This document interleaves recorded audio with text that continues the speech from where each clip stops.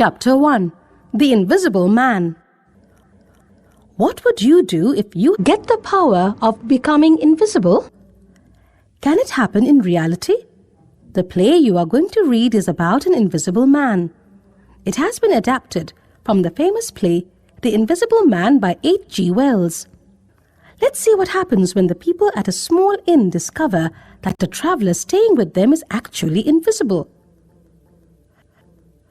Characters: Griffin, a scientist whose experiment helps him to become invisible, but he cannot become visible again.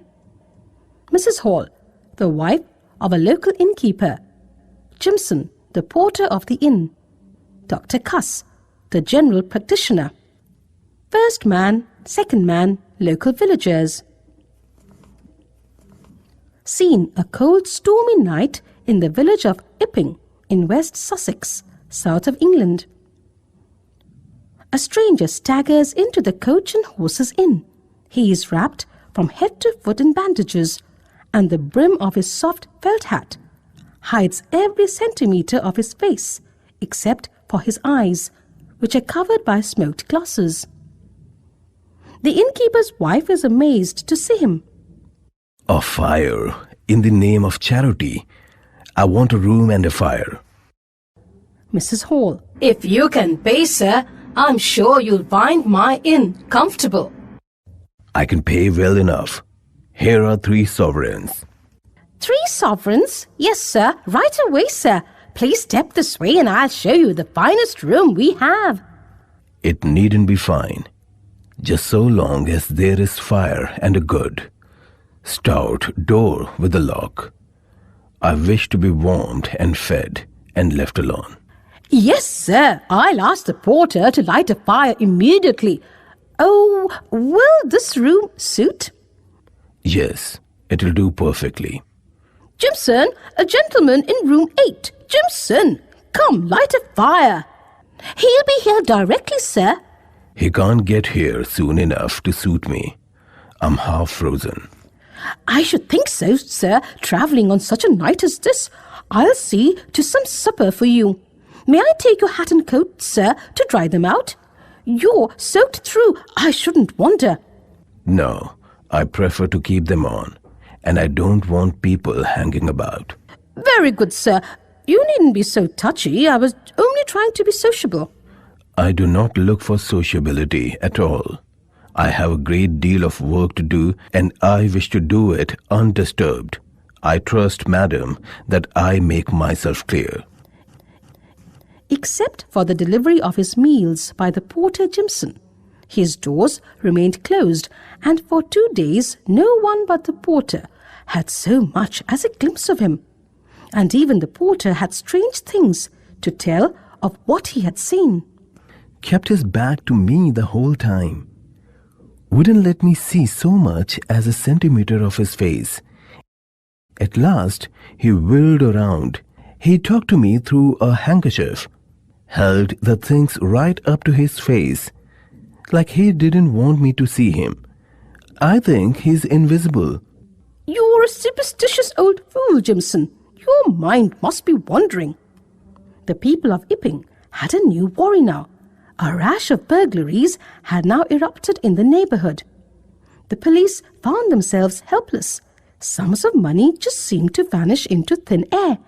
And then one day, Dr. Cuss, who was taking collections for the new nursing home, came running down the stairs of the Coach and Horses, his eyes ablaze with fright.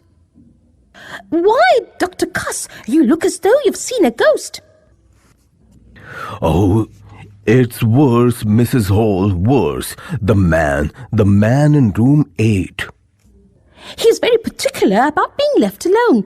I should have warned you.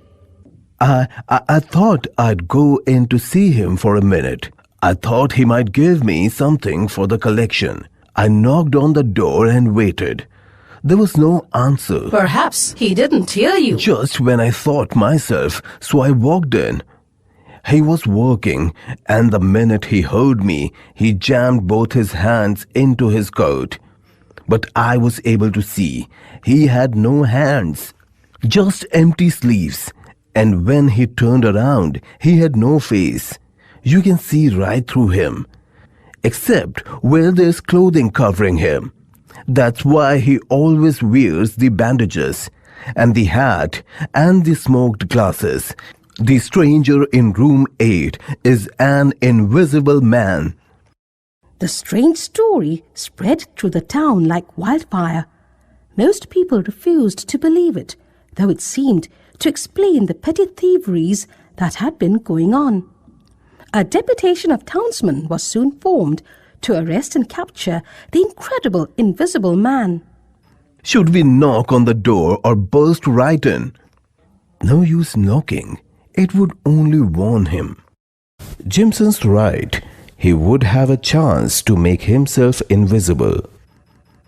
We will do better to just rush in, take him more by surprise. Very well. Now, then 1, 2, 3, push!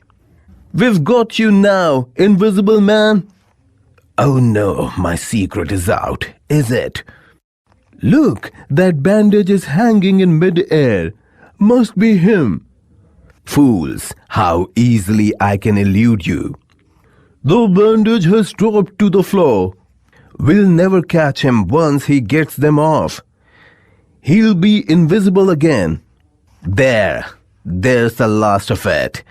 Now come and catch me if you can. Dr. Cuss, a blow with the poker to teach you not to meddle where you aren't wanted. You'll never catch me. Nobody can catch the invisible man. Ha ha ha ha.